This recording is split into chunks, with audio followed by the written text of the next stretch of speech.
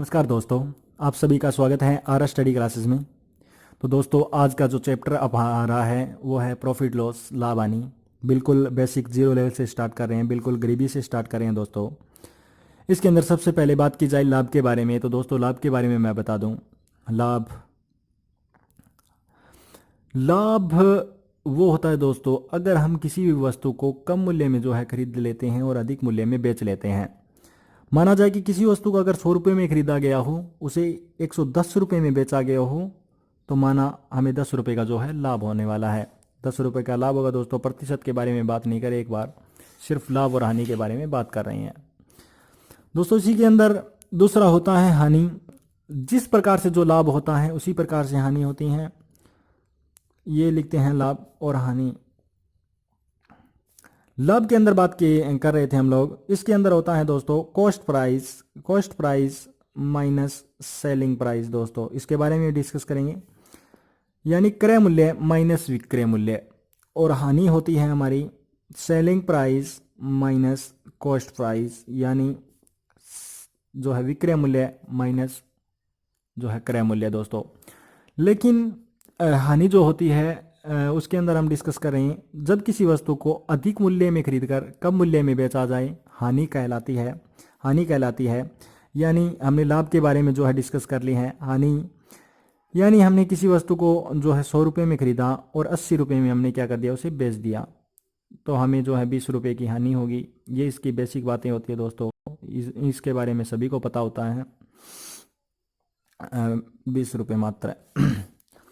उसके बाद मैं डिस्कस करूं इसके अंदर, तो हमने बात की लाभ और हानि के बारे में। उसके बाद होता है क्रय मूल्य, कॉस्ट प्राइस। इसे कॉस्ट प्राइस के नाम से जानते हैं दोस्तों। कॉस्ट प्राइस क्रय मूल्य वह होता है, खरीदा हुआ मूल्य क्रय मूल्य कहलाता है दोस्तों। जैसे हम किसी दुकान पर जाते हैं, कोई वस्तु खरीद कर लाते हैं, तो हमने जैसे कुछ वस्तु खरीदी तो वो हमारे लिए जो है क्रय मूल्य हुआ दोस्तों। और विक्रय मूल्य के बारे में बात करें तो वो दुकानदार के लिए विक्रय मूल्य हुआ दोस्तों। कोई भी वस्तु अगर हम खरीदते हैं दोस्तों, तो वो हमारे लिए जो है क्रय मूल्य होगा, लेकिन दुकानदार के लिए वो विक्रय मूल्य होगा। यानी हमने एक साइकिल खरीदी हमने 2500 रुपये में। हमने 2500 रुपये में उस साइकिल को खरीदा, तो वो 2500 रुपये जो साइकिल खरीदी हमने, वो साइकिल जो है हमारे लिए क्रय मूल्य थी, लेकिन जिसने हमें दी साइकिल वो उसके लिए विक्रय मूल्य थी। अब नेक्स्ट अंतिम आती है अंकित मूल्य, मार्क प्राइस। इसे एमआरपी भी कहते हैं, मैक्सिमम रेट प्राइस भी कहते हैं दोस्तों। मार्क प्राइस के बारे में बात करें तो मार्क प्राइस होता है दोस्तों, इसके अंदर जो है छपा हुआ रेट। बेसिक का अगर बात की जाए आम भाषा में, तो छिपा हुआ रेट।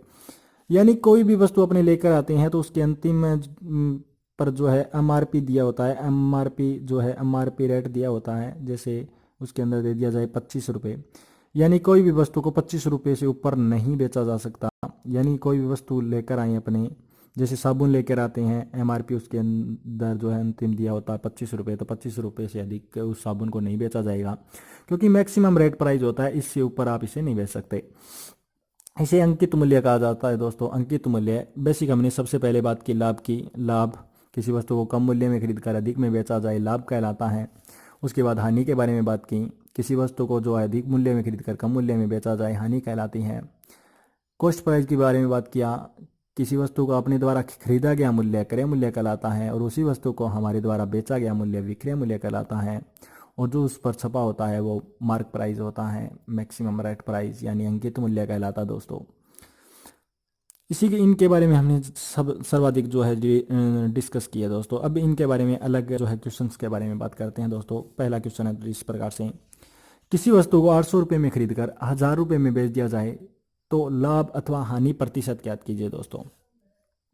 जब भी हम जो प्रतिशत ज्ञात करेंगे तो हम जो है क्रय मूल्य को हम 100% मानेंगे दोस्तों। 100% माना जाता है। और जब कोई वस्तु खरीदते हैं, पैसों के बारे में बात की जाती है, तो हमेशा जो है लाभ अथवा हानि कॉस्ट प्राइस पर निकाली जाती है, क्रय मूल्य पर निकाली जाती है दोस्तों। हम इसके अंदर जो है बात कर रहे हैं, हमारा जो है कॉस्ट प्राइस क्या है। हमारा कॉस्ट प्राइस हमने ज्ञात किया, हमारा कॉस्ट प्राइस 800 रुपये है, 800 रुपये है। और हमारा जो सेलिंग प्राइस है वो है 1000 रुपये। अब इसके अंदर हमें एक पता चला कि जो हमारा क्रय मूल्य है, हमने 800 रुपये की कोई वस्तु खरीदी है और 1000 रुपये में उसे बेच दिया है। तो 800 रुपये में खरीदी गई वस्तु और 1000 रुपये में बेची गई वस्तु, इन दोनों का जो क्रय मूल्य, हमारा क्रय मूल्य हुआ 800 रुपये और बेचा गया मूल्य यानी विक्रय मूल्य हुआ 1000 रुपये। तो हमें कितने रुपए का जो है प्रॉफिट हुआ है, लाभ हुआ है, तो हमें 200 रुपये का जो प्रॉफिट हुआ है, तो हम क्या करते हैं, इसका एक सूत्र होता है दोस्तों, प्रतिशत लाभ प्रतिशत निकालने के लिए, यानी लाभ अथवा हानि प्रतिशत निकालने के लिए इसका एक जो है सूत्र होता है दोस्तों, लाभ अथवा हानि बटा क्रय मूल्य, क्रय मूल्य मल्टीप्लाई में 100 लिखते हैं। आप सभी जानते होंगे मल्टीप्लाई में हमेशा 100 ही आता है दोस्तों प्रतिशत निकालने के लिए। परसेंटेज का भी टॉपिक अपने करेंगे दोस्तों। मैं चाहता था कि ये बेसिक जो है इसके बारे में बात की जाए, लाभ हानि के बारे में। दोस्तों ज़्यादा से ज़्यादा अपने आर स्टडी क्लासेस चैनल को सब्सक्राइब करेगा, वीडियो लाइक कमेंट और शेयर करेगा। मैं चाहता हूँ शुरू से अंत लेकर अंत तक जरूर देखें, क्योंकि इसके अंदर बहुत बेसिक से लेकर हार्ड क्वेश्चन तक हम करेंगे, बैंक लेवल तक करेंगे दोस्तों। तो इसके अंदर सबसे पहले हमें लाभ हानि ज्ञात करनी है। तो लाभ अथवा हानि कितने रुपए की हुई है, हमें 200 रुपये की हुई है दोस्तों। मल्टी बटा में क्या लिखना है, हमें डिवाइड बाई लिखना है। हमें क्रय मूल्य, क्रय मूल्य हमारा कितने रुपये है दोस्तों, 800 रुपये है, और मल्टीप्लाई में हमें लिखना है 100। तो दोस्तों हमने क्या किया, 2 जीरो से 2 जीरो कैंसिल कर दी, 2 को 1 से काट दिया, इसको 4 से काट दिया, और 100 के अंदर अगर 4 का भाग दे दिया जाए तो ये हमारे पास 25 आता है, यानी हमें 25% का क्या हुआ दोस्तों, लाभ हुआ है। लाभ का कैसे पता चला दोस्तों, क्योंकि हमने किसी वस्तु को 800 रुपये में खरीदा और उससे 200 रुपये अधिक में बेच दिया, तो हमें जो है 25% का लाभ हुआ है दोस्तों। हर किसी को जो है व्यक्ति को जब भी एग्ज़ाम में, जब भी अपने एग्ज़ाम देने जाते हैं, तो हमें जो है पाप पुण्य नज़र ज़रूर आते हैं, लेकिन एक ही चीज़ याद जो है नज़र नहीं आती, याद नहीं आती, वो होता है दोस्तों सूत्र। प्लस था कि माइनस था, गुणा था कि भाग था, ऊपर था कि नीचे था, ये किसी भी तरह से याद नहीं आता। नेक्स्ट क्वेश्चन है दोस्तों, किसी वस्तु को 1000 रुपये में खरीद कर 800 रुपये में बेचा जाए तो लाभ अथवा हानि प्रतिशत ज्ञात करें। तो इसके अंदर जो है हमारा कॉस्ट प्राइस रहेगा, उसके अंदर कॉस्ट प्राइस हमारा रहेगा, जो है हमारा कॉस्ट प्राइस है 1000 रुपये। पहला जो क्वेश्चन किया था हमने जो है लाभ वाला किया था, और सेकंड अपने देखते हैं कौन सा हो रहा है। तो हमने इसके अंदर देखा कॉस्ट प्राइस हमारा 1000 रुपये है और सेलिंग प्राइस हमारा जो है 800 रुपये है। अब की बार दोस्तों हमने क्या किया, जो है इस वस्तु को 1000 रुपये में खरीद कर 800 रुपये में बेचा। इन दोनों का अंतर देखना है, हमें अंतर देखना है। अंतर कितने रुपए का, 200 रुपये का। तो हमें क्या करना है, सबसे पहले लाभ अथवा हानि 200 रुपये डिवाइड बाई हमें कॉस्ट प्राइस लिखना है दोस्तों, और मल्टीप्लाई में हमें लिखना है 100। 2 जीरो से ये 2 जीरो कैंसिल, इस जीरो से ये जीरो कैंसिल, आंसर आया 20%। दोस्तों लाभ अथवा हानि यानी जो कॉस्ट प्राइस और सेलिंग प्राइस होता है, उन दोनों का अंतर होता है हमारा लाभ अथवा हानि, वो यहाँ पे ऊपर आएगा दोस्तों। इन दोनों का सिर्फ अंतर लिखना है।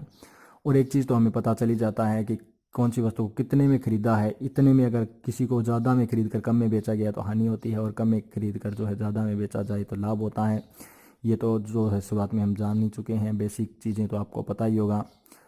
इसके अंदर हमें 20% का जो है लाभ हुआ है, तो हम इसे हानि हुई है, तो हम इसे माइनस लिख सकते हैं, इसे प्लस में भी लिख सकते हैं। ये चीज़ें हमने जो है बेसिक तौर तरीके से की है दोस्तों, बेसिक तरीका है ये। लेकिन इसके अंदर कॉस्ट प्राइस, क्रय मूल्य, आप ये चीज़ जानते होंगे दोस्तों कि किसी वस्तु को हम खरीदेंगे तो वो हमारे लिए 100% के बराबर होगी।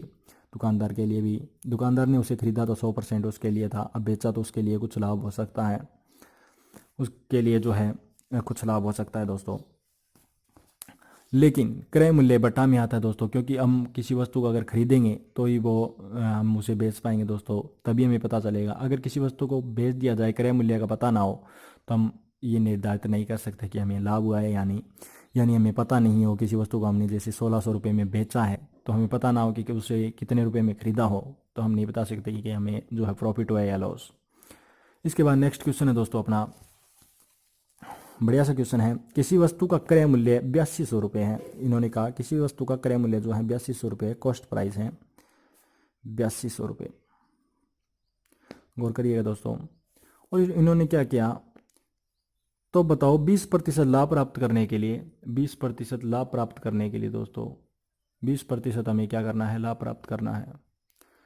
तो इसने कहा 20% लाभ प्राप्त करने के लिए उसे कितने रुपए में बेचना पड़ेगा। किसी वस्तु को हमने खरीदा 8200 रुपये में और उस वस्तु को हमें 20% लाभ कमाना है, तो कितने रुपए में बेचना पड़ेगा। दोस्तों इसकी एक बेसिक तरीके से मैं आपको बताना चाहूँ तो इसने कहा कि हमें 20% लाभ हुआ है, यानी प्रॉफिट लेना है हमें 20% का, यानी ये जो वस्तु है ये हमारा क्रय मूल्य है, कॉस्ट प्राइस है।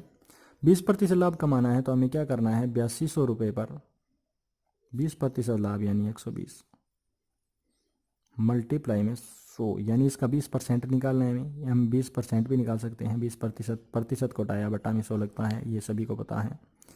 2 जीरो से हमने 2 जीरो को काट दिया, 2 जीरो से हमने 2 जीरो को काट दिया और 82 को 20 से गुणा करने पे हमारे पास आएगा 164 और ये जीरो है, ये जीरो इसके अंदर ऐड हो जाएगी, यानी 82 को 20 से गुणा करने के बाद हमारे पास ये आएगा।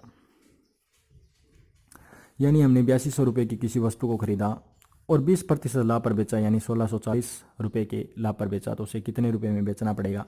तो 8200 के अंदर हम क्या करेंगे, 1640 ऐड कर देंगे तो ये हमारे पास 0489 आ जाएगा, यानी 9840 रुपये में हम उसे बेच देंगे। दोस्तों इसके अंदर ऐड करने से ये भी हम कर सकते थे कि 8200 रुपये थे हमारे पास, 20% लाभ यानी 120 मल्टीप्लाई में हमारे पास 100, हमने ये जीरो से ये जीरो लगाते तो अभी यही आंसर आता। दोस्तों ये दो तरीके हो गए दोस्तों। और तीसरा तरीका इसका क्या है कि किसी वस्तु का क्रय मूल्य 8200 रुपये, तो हम इसे किस प्रकार से कर सकते हैं, 8200 रुपये अनुपात समानुपात के तरीके से भी कर सकते हैं। दोस्तों 8200 रुपये अनुपात लगाया हमने, इसने कहा कि 20% लाभ होना चाहिए, 20% जो है लाभ होना चाहिए, तो हमने क्या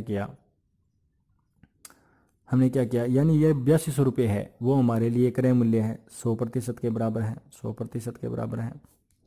समान अनुपात 8200 रुपये अनुपात 100% समान अनुपात, कितने में बेचा जाए पता नहीं, इसलिए इसे हम क्वेश्चन मार्क से रिप्रेजेंट करेंगे। और 20% लाभ होना चाहिए तो हम क्या लिखते हैं, 120%। रेशियो एंड प्रोपोर्शंस के अंदर क्या होता है दोस्तों, बाहर वालों का गुणा और अंदर वालों का गुणा जो है बराबर होता है। तो बाहर वालों का गुणा किया 8200 मल्टीप्लाई 120 बराबर होता है 100 मल्टीप्लाई क्वेश्चन मार्क, एक्स भी लिख सकते हैं, हमने क्वेश्चन मार्क लिखा है। क्वेश्चन मार्क की वैल्यू निकाली जाए तो क्वेश्चन मार्क की वैल्यू निकाली जाए तो ये 8200 होता है मल्टीप्लाई 120 डिवाइड बाई 100, यही सीक्वेंस हमारी यहाँ पर है दोस्तों, ये रही। तो दोस्तों ये थे हमारे क्वेश्चंस, इसे 9840 रुपये में बेचा जाएगा, ये हमारा आंसर होगा। तो दोस्तों ज़्यादा से ज़्यादा आर स्टडी क्लासेस चैनल को सब्सक्राइब कीजिए, वीडियो लाइक कमेंट और शेयर करें, बेल आइकन का बटन ज़रूर प्रेस करें ताकि नोटिफिकेशन आपको मिलता रहे समय समय पर। और नेक्स्ट वीडियो हम ज़रूर लेकर आएंगे लाभ हानि का, हमने बेसिक बातें की है, इसके अंदर बहुत हार्ड क्वेश्चन करेंगे दोस्तों, बैंक लेवल, पटवार लेवल, राजस्थान पुलिस लेवल, सारे लेवल के क्वेश्चन करेंगे जो है। ये बेसिक है, बेसिक बताना चाहता था इसलिए मैंने जो है इस वीडियो को आज अपलोड किया। काफ़ी समय के बाद ज़रूर आना हुआ दोस्तों, क्योंकि इस कोरोना के कहर के कारण शायद वीडियो हम अपलोड नहीं कर पा रहे हैं। तो बेस्ट ऑफ लक दोस्तों, और thank you. R study classes channel को एक बार फिर से मैं आपको कहना चाहूँगा, आर स्टडी क्लासेस चैनल को सब्सक्राइब कीजिएगा, वीडियो को लाइक कमेंट और शेयर जरूर करना दोस्तों, और शुरू से लेकर अंत तक जरूर देखना दोस्तों। तब तक के लिए जय हिंद, जय भारत।